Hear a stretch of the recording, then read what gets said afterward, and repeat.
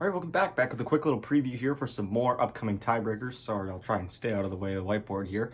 Going to be going over the matches in Eastern Europe that are going to be starting in under a day now, under 24 hours. And just a heads up, I'm going to be having a video just like this one for North and South America's tiebreakers, the remaining ones at least, because of course North America's upper division tiebreakers are already completed.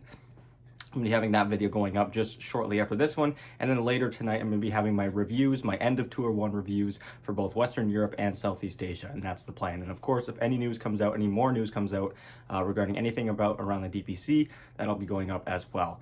We actually just got confirmation last night about the video that I made a few days ago regarding the 4-team regional playoff format. So if you haven't seen that, I posted it on my community tab, or you can just watch my video for all the details. And without further ado, let's get into this quick little preview here. So starting things off, we have our upper division 3rd and 4th place tiebreakers between Virtus.Pro and Hellraisers. Both of these teams ending up 4 and 3. However, they could not have had any different of a tour. Both of these guys have pretty much had completely opposite experiences in this first tour.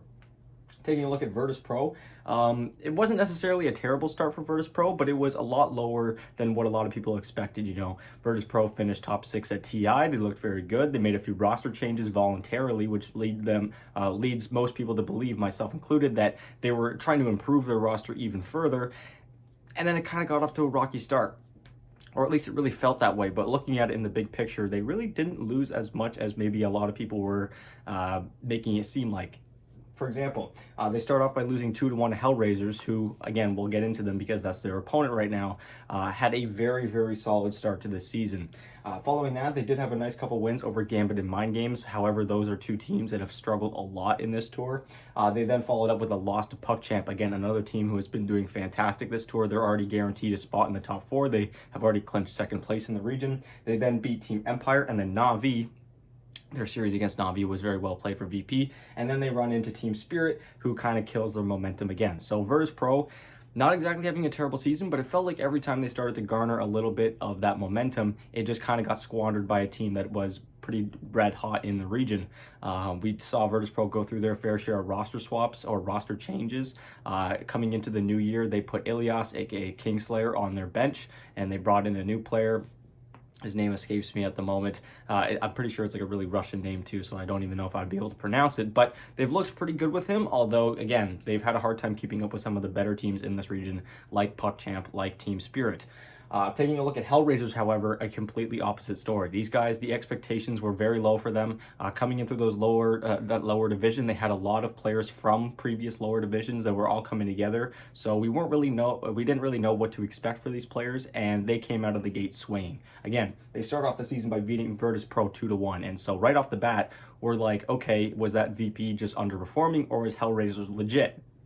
Hellraisers would continue to prove themselves through the next coming weeks with a 2-0 win over Mind Games, 2-0 win over Gambit, and then a 2-1 win over Na'Vi. And things were looking really good for them. They are undefeated heading into the Christmas break, and coming out of the Christmas break even with a nice win over Na'Vi.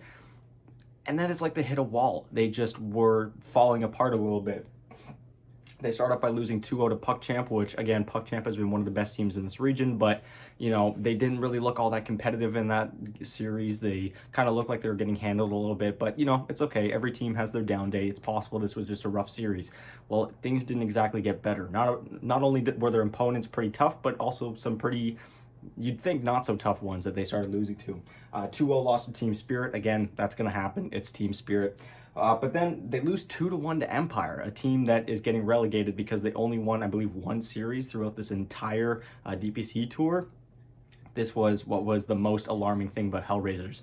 Sure, starting 4-0 looks really good, but then losing your next 3, 2 of which were against some pretty good teams again, but that last one is a little bit alarming. These guys have been on a real downward spiral. They're going to need to turn things around for this tiebreaker. Ultimately, because of the playoff format we're seeing, they're not going to be relegated out of the playoffs if they lose this tiebreaker, but I'd imagine finishing 3rd seed is likely going to be a lot better for them than finishing 4th. Same thing goes for Virtus.Pro. So, yeah, let me know who you guys think is going to win this series in the comments down below, as always. And yeah, moving on now to the lower division, where same thing with Western Europe, although likely not as hyped up or covered because it's not Western Europe's upper division, it's Eastern Europe's lower division. We also have a 4-way tie, and this one arguably is more exciting because there are only 2 slots available to make it up into the upper division, and the remaining 2 teams are going to be staying in the lower division. Sorry about that little cut there. I had to fix a few things on the board. But now looking at that lower division, as I was talking about, we have a four-way tie between V Gaming, Hydra, CIS Rejects, and Winstrike. And of course, again, only those top two spots are available to make it into that upper division. The schedule is a little bit weird, I will say, but not the actual layout of it, but the timing of it. This one actually takes place before the upper division one, but only 4 hours is allotted for these 6 matches, which usually would take around 6 hours to actually complete. So I wouldn't be surprised if this Virtus.Pro versus Hellraisers series ends up getting a little bit delayed, a little bit later than 6 p.m. local time. But right now, as of right now, it's posted that the lower division four-way tiebreakers are going to be starting off at 2 p.m. local time, with Winstrike taking on Rejects, and then V Gaming taking on Hydra. Following that, we have Rejects taking on Hydra, and then we have Winstrike versus V. Then we have Winstrike versus Hydra to finish things off for both of those two teams, and then finally Rejects versus V Gaming. And I had mentioned in my Western Europe preview for that four-way tie that there were only 2 possible orientations for the way that the standings would look after that, and I actually was wrong. There are 2 other orientations, and I've listed them all out here as well. The one that we saw in Western Europe at the end of the day ended up being number 1, where we had no tiebreakers or extra tiebreakers required. When it comes to this, it's possible that we see more, but they are going to have to complete this until there are 2 winners, because of course, again, only 2 teams making it to the upper division. So if the orientation ends up being like number 3 or 4, where we have 1 clear winner but the rest of the teams are tied, or 1 clear loser but the rest of the teams are tied, it's possible that they cut that team that either won or lost out, and then continue the tiebreakers from there, only keeping 1 additional team.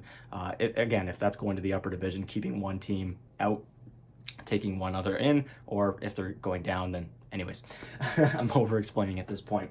So yeah, this is going to be repeated until we have only 2 winners left. Taking a look at the Tour 1 results between these teams, we see that Hydra beat Winstrike all the way back on December 3rd. Then V Gaming took down Rejects and Hydra following that in a couple weeks. We then had Winstrike taking down Rejects on January 14th, the Rejects taking down Hydra on January 20th, and then Winstrike taking down V Gaming on January 21st, just yesterday. So in total, if we look at the results after all the tiebreaker matches, we have Winstrike, who is leading the way currently 2-1, tied with V Gaming, who's also 2-1. However, in that head-to-head matchup, it was Winstrike that took it, so they are placed ahead. And then for Rejects and Hydra, they are tied at 3rd and 4th with a 1-2 record. But again, Rejects winning the head-to-head matchup with Hydra, therefore they are placed ahead of them. But as we saw with Western Europe, history doesn't necessarily mean that it's going to repeat itself here, but I'm curious as to what you guys think. Feel free to let me know in the comments down below as always. Thank you guys so much for watching. Again, another preview going up for both Americas, just a few minutes, I would say, after this video. And yeah, thank you guys so much for watching. I've got plenty more content to come, and I'll talk to you guys in just a little bit.